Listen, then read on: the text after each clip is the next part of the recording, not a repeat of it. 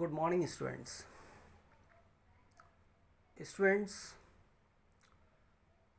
आज हम लोगों को पढ़ते पढ़ते फिज़िक्स पढ़ते पढ़ते बहुत समय हो गया। तो आज मैं आपसे फिज़िक्स सब्जेक्ट के बारे में ना बात करके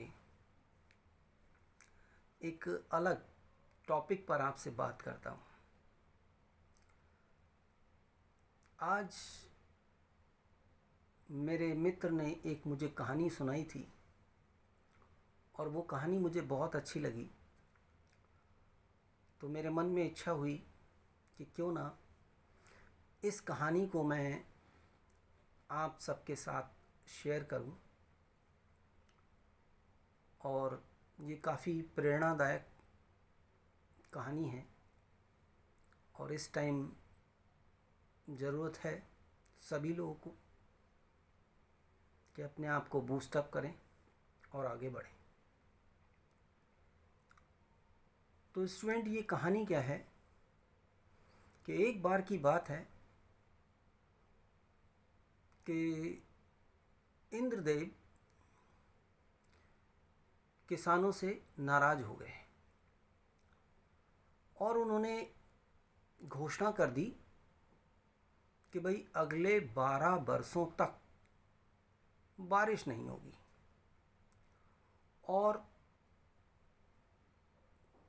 आप अपनी फसलों की खेती भी नहीं कर सकते। बारिश नहीं होगी। अब बारिश नहीं होगी तो किसान के लिए सबसे ज़्यादा ज़रूरी क्या है? बारिश है। बारिश का होना बहुत ज़रूरी है। लेकिन इंद्रदेव जी तो नाराज़ हो गए और उन्होंने किसानों को एक तरीके से श्राप दे दिया कि भाई 12 साल तक आप कुछ नहीं कर सकते अब। तो इससे किसान जो थे वो बहुत परेशान हुए, बहुत दुखी हुए। उन्होंने बहुत प्रार्थना की इंद्रदेव से दया की भीख मांगी कि हे देवता, हमें क्षमा करो। अगर बारिश नहीं होगी तो हम क्या उगाएंगे, क्या खाएंगे, हमारी बाकी ज़रूरतें कैसे पूरी होंगी?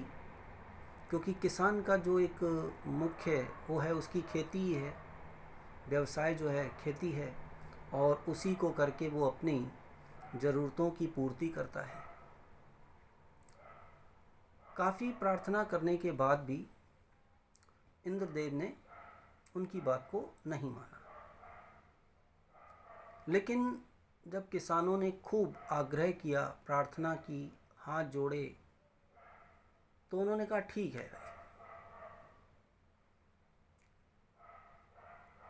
ऐसा बारिश हो सकती है अगर भगवान शिव जो हैं वो अपना डमरू बजा देंगे तो बारिश हो जाएगी। अब इसके साथ ही इंद्रदेव ने क्या किया, ये जो सारी हकीकत थी वो जाके शिव जी को सुना दी और इसके साथ ही उन्होंने शिव जी को 12 वर्षों तक डमरू नहीं बजाने के लिए राजी कर लिया कि शिव जी आप जो हैं वो 12 वर्षों तक डमरू नहीं बजाएंगे। अब शिव शंकर जी मान गए उनकी बात। अब इधर क्या होता है कि ये सारे किसान जो हैं वो शिव शंकर भोलेनाथ के पास जाते हैं, उनके सम्मुख आत्मसमर्पण करते हैं, अपनी सारी बातें उनको बताते हैं। लेकिन शिव जी भी उनको बस यही कह देते हैं कि भाई मैं तो 12 वर्षों के पश्चात ही डमरू बजाऊंगा, इससे पहले नहीं बजाने जा रहा। अब किसान बहुत परेशान। भाई अब किसानों के पास में जब 12 साल तक बारिश नहीं होगी, तो 12 साल तक जब बारिश नहीं होगी तो किसान तो बेचारा परेशान हो जाएगा। अब उनके पास में क्या था कि इन 12 सालों तक इंतज़ार करने के अलावा कोई चारा नहीं बचा। अब क्या कर सकते हैं, जब बारिश नहीं हो रही है तो फिर 12 साल तक क्या करेंगे। अब इन सारे किसानों में एक किसान ऐसा भी था कि जिसे मालूम था कि भाई 12 सालों तक बारिश जो है वो नहीं होनी, 12 साल तक कोई बारिश नहीं होगी। फिर भी उस किसान ने क्या किया, वो जो फसल उगाने के लिए जो प्रक्रिया होती है, खेत की जुताई करना, ठीक है, साफ सफाई करना, कोई मरम्मत का कार्य करना, और जो पौधरोपण का कार्य होता है वो करना, उन सबको करना उसने जारी रखा। अब इस चीज़ को देख करके जो उसके मित्र किसान थे, जो दूसरे किसान थे, वो उस पर हंसा करते थे, उसकी मजाक उड़ाया करते थे और सोचते थे कि ये तो व्यर्थ में ही इस तरीके के कार्य को कर रहा है, जबकि 12 वर्षों तक तो कोई बारिश नहीं होनी है। अब इन समस्त किसानों ने कहा कि भाई चलते हैं इसके पास, इसको समझाते हैं कि भाई देखो 12 सालों तक तो कोई बारिश होनी नहीं है, और आप जो हर साल ये प्रक्रिया करते हो, खेत की जुताई करना, पौधों का रोपण करना, ये सारे करते हुए ये सब व्यर्थ हो जाता है आपका। तो ये सब किसान उसके पास गए और उसको कहा कि हे मूर्ख, क्या तुम नहीं जानते कि 12 वर्षों तक बारिश नहीं होनी। तुम अपना समय और अपनी ऊर्जा दोनों ही बर्बाद कर रहे हो। अब उन किसानों की बातों को सुनकर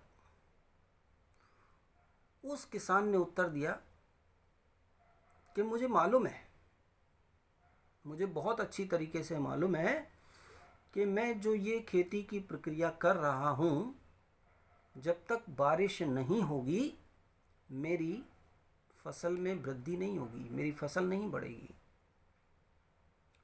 उसने कहा मैं ये अभ्यास कर रहा हूँ निरंतर, ताकि जो खेती करने के तरीके हैं उनको मैं भूल ना जाऊं। उसने ऐसा कहा और साथ में ये भी कहा कि जब 12 वर्षों के बाद बारिश होगी तो ये सारी प्रक्रिया मुझे करनी पड़ेगी, मुझे दोहरानी पड़ेगी। तो जब बारिश होगी तो उस टाइम मुझे अपने शरीर को स्वस्थ रखना है, ठीक है, और मैं इन खेती के तरीकों को ना भूलूं, तो इसी कारण से मैं ये प्रक्रिया को दोहराता रहूँगा। अब किसान की इस बात को सुनकर, इस तर्क को सुनकर माता पार्वती ने ये बात शिव जी को जाके बताई कि भाई वो किसान जो है वो इस तरीके से कह रहा है, और साथ ही व्यंग्यात्मक रूप में शिव जी पर व्यंग करते हुए उन्होंने कहा कि कहीं आप भी इन 12 वर्षों में डमरू बजाना ना भूल जाएं भोलेनाथ। मतलब आप सोचिए, माता पार्वती जी ने महादेव जी को ये कह दिया कि कहीं आप जो हैं 12 वर्षों में, क्योंकि आपने ठान लिया है इंद्रदेव से मिलके कि भाई आप 12 वर्षों के पश्चात ही जो है वो डमरू बजाएंगे, तो कहीं ऐसा ना हो कि आप भी डमरू बजाना भूल जाएं। अब माता पार्वती की इस बात को सुनकर शिव जी ने डमरू बजाया और कहा कि देखिए मैं डमरू बजाना नहीं भूला। अब यहाँ पर क्या हुआ, शिव जी ने तो डमरू बजा दिया। अब शिव जी ने जब डमरू बजा दिया तो उनके कथनानुसार बारिश होनी थी। तो क्या हुआ कि 4 वर्षों के पश्चात बारिश हो गई।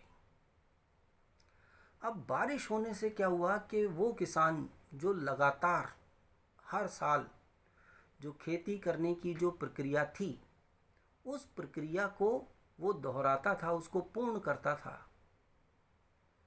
बारिश हो गई तो उसके खेत में फसलें जो हैं वो लहरा उठी। और जो किसान, दूसरे किसान थे जो केवल ये सोच के बैठे थे कि 12 वर्षों के बाद ही अब कुछ होगा, उससे पहले अब कुछ नहीं होना, वो उस समय क्या हुए, निराश हो गए, क्योंकि उन्होंने तो कुछ किया ही नहीं था। तो स्टूडेंट्स, यहाँ पर मैं इस कहानी को इस लॉकडाउन के पीरियड से मैं जोड़ना चाहता हूँ। तो जो लॉकडाउन है, इस लॉकडाउन के बारे में आप इसको अगर ध्यान से सोचें तो लॉकडाउन का जो खुलना है वो बारिश के गिरने का इंतज़ार करने जैसा ही है कि जब बारिश आएगी, लॉकडाउन खुलेगा, तब हम अपना कार्य अच्छे ढंग से करेंगे, तब हम आगे बढ़ेंगे। तो यहाँ पर आपको ये चीज़ समझनी चाहिए कि जो डमरू है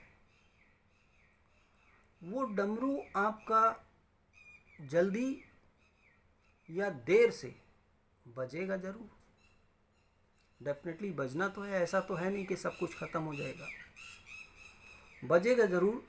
लेकिन अगर आप उस समय के लिए तैयार नहीं हैं तो उस समय आपको बहुत ज़्यादा परेशानियों का सामना करना पड़ेगा। तो स्टूडेंट्स, ये लॉकडाउन चाहे आपका 4 हफ्ते का हो, 2 महीने का हो, या इसको खुलने में साल भर का समय लगे, लेकिन यहाँ पर आपको अपनी क्षमता को विकसित करने के लिए निरंतर प्रयास करना चाहिए। अगर आपको बढ़ना है तो हमें इस चीज़ का ध्यान रखना चाहिए कि हमारे पास में जो ज्ञान है उसको हमें समृद्ध बनाना है। हमें अपने ज्ञान के भंडार को, जो ज्ञान है, नॉलेज है, शिक्षा है, इसको हमें स्ट्रॉन्ग बनाना है, मजबूत बनाना है। हमें ये नहीं सोच के बैठ जाना है कि हाँ भाई लॉकडाउन खुलेगा तब हम पढ़ाई करेंगे, तब हम अपने कार्यों को आगे ले चलेंगे। क्योंकि अगर आप ऐसा सोचते हैं तो फिर आपको भविष्य में बहुत ज़्यादा परेशानियों का सामना करना पड़ेगा।